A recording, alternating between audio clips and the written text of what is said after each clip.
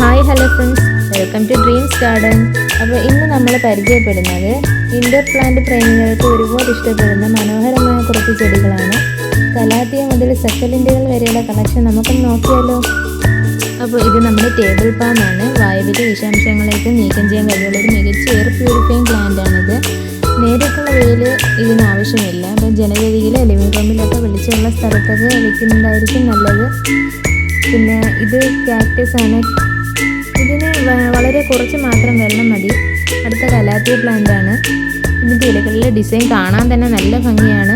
നേരിട്ട് വെയിൽ തട്ടാത്ത ഇടങ്ങളിൽ വെക്കാൻ പറ്റിയൊരു അടിപൊളി പ്ലാന്റ് ആണ്. ഇത് ബുഷിയായ പ്ലാന്റ് ആണ്.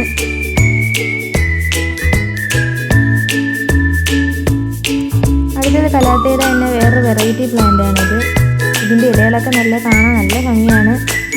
നമുക്ക് തൊടുമ്പോൾ തന്നെ നല്ലൊരു സോഫ്റ്റ് ടെക്സ്ചറാണ് ഇതിന് വരുന്നത്.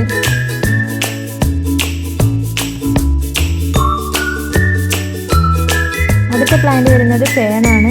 ഇത് ട്രീ ഫേണാണ്. ഹാങ്ങിങ് ബോട്ടുകളിലൊക്കെ വെക്കാൻ പറ്റിയ ഏറ്റവും ഭംഗിയുള്ളൊരു പ്ലാന്റാണ് ഫേണ്. ഈർപ്പമുള്ള അന്തരീക്ഷമാണ് ഇവകൾക്ക് ഇഷ്ടം. മറ്റ് ഹാങ്ങിങ് പ്ലാന്റുകളുടെ ഇടയിൽ ഈ ഒരു ഫേണ് ഹാങ് ചെയ്ത് നിർത്തിയിരിക്കുമ്പോൾ നല്ല ഭംഗിയായിരിക്കും കാണാൻ. അടുത്ത ഇത് ബേർഡ് നെസ്റ്റ് ഫേണാണ്. ഒരു തിളക്കമുള്ള നല്ല പച്ച ഇലകളാണ്. ഇതിന് വായു ശുദ്ധീകരിക്കാൻ മികച്ച ഒരു പ്ലാന്റാണിത്. ഈർപ്പമുള്ള അന്തരീക്ഷം ഇഷ്ടപ്പെടുന്ന ഒരു ചെടിയാണ്. അതിനാൽ നമുക്ക് ഇടയ്ക്കിടയിലങ്ങളിൽ വെള്ളം സ്പ്രേ ചെയ്യണം. പക്ഷേ വെള്ളം കെട്ടിക്കിടക്കാതെ നോക്കണം, കാരണം ഇത് വെള്ളം കൂടിയാൽ കഴുകി പോകും. അടുത്ത നമ്മൾ മോൺസ്റ്ററയുടെ ബ്രോക്കൺ ഹാർട്ടാണ്. ഇത് പടർന്നു വരുന്ന ചെടിയാണ്. ഒരു നോസ്റ്റിക്ക് വെച്ച് കൊടുക്കുകയാണെങ്കിൽ വലിയ ഇലകളോടെ അത് മുകളിലേക്ക് വരും. അടുത്ത പ്ലാന്റ് ഇതൊരു സക്കലൻ്റ് പ്ലാന്റ് ആണ്. ഇത് കണ്ട സ്നേക്ക് പ്ലാന്റിൻ്റെ ബുഷി പോലൊക്കെ തോന്നും. ഇത് നമുക്ക് സക്കലൻ്റ് ആയിട്ട് വളർത്താൻ പറ്റിയ പ്ലാന്റ് ആണ്. അടുത്തത് വരുന്നത് സീസി പ്ലാന്റ് ആണ്.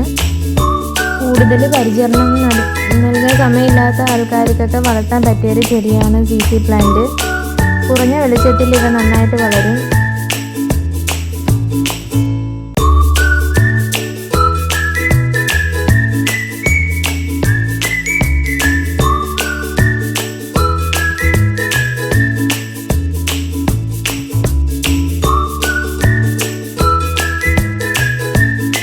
അടുത്തത് കലാത്തിയ ലൂട്ടിയയുടെ പ്ലാന്റ് ആണ്. ഇതും ചട്ടിയിലൊക്കെ വെച്ച് കൊടുത്താൽ ഒരുപാട് വലുതായിട്ട് കിളിച്ചോളും. നല്ല ബുഷിയായിട്ട് കിളിക്കുന്നൊരു പ്ലാന്റ് ആണ്. വലുതായി കഴിഞ്ഞാൽ നല്ല ഭംഗിയാണ് ഇത് കാണാൻ. അടുത്തത് വരുന്നത് ആന്തൂറിയമാണ്. ശരിയായ പരിചരണം ലഭിച്ചാൽ വർഷം മുഴുവനും പൂക്കൾ വരുന്നൊരു പ്ലാന്റ് ആണ് ആന്തൂറിയം. ഇതിൻ്റെ പൂക്കൾ വിരിഞ്ഞു കഴിഞ്ഞാൽ തന്നെ ആഴ്ചകളോളം വാടാതെ നിൽക്കും എന്നതാണ് ഇതിൻ്റെ ഒരു പ്രത്യേകത. വീടിനുള്ളിൽ നല്ല വെളിച്ചം കിട്ടുന്ന ജനലരികിലൊക്കെ വെക്കാൻ പറ്റിയതാണ്. അടുത്തത് കുറച്ച് സക്കലൻ്റ് വെറൈറ്റീസ് ആണ്. ഇതെല്ലാം കുഞ്ഞു പോട്ടിലൊക്കെ വെച്ച് വളർത്താൻ പറ്റിയ പ്ലാന്റ് ആണ്. അധികം പരിചരണം ഒന്നും വേണ്ട. ഇടയ്ക്ക് വല്ലപ്പോഴൊക്കെ ഒന്ന് വെള്ളം സ്പ്രേ ചെയ്ത് കൊടുത്താൽ മതി. ഈ പ്ലാന്റിന് ഒരുപാട് വെള്ളവും വേണ്ട. വെള്ളം കൂടിയാൽ ഇത് അഴുകിപ്പോകും. അങ്ങനത്തെ ഒരു പ്ലാന്റ് ആണ്. പക്ഷേ നല്ല ഭംഗിയാണിത്.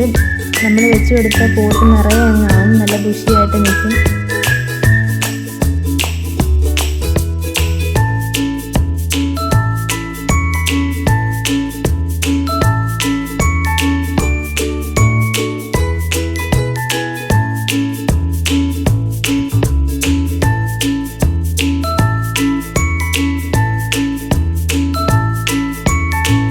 നമുക്ക് ഭാഗ്യം കൊണ്ടുവരുന്ന ചെടി എന്നൊക്കെ പറയുന്ന ചെടിയാണ് ജെയ്ഡ് പ്ലാന്റ് ആണ്. ഇതെല്ലാം നല്ല ബുഷി പ്ലാന്റ്സ് ആണ്. അപ്പോൾ ഇതിൽ നിങ്ങൾക്ക് ഏറ്റവും ഇഷ്ടപ്പെട്ട ചെടി ഏതാണെന്ന് കമൻറ്റ് ചെയ്യാൻ മറക്കല്ലേ. അപ്പോൾ കൂടുതൽ ഗാർഡനിങ് വീഡിയോയ്ക്കായി എൻ്റെ ചാനൽ സബ്സ്ക്രൈബ് ചെയ്യുക. Thank you.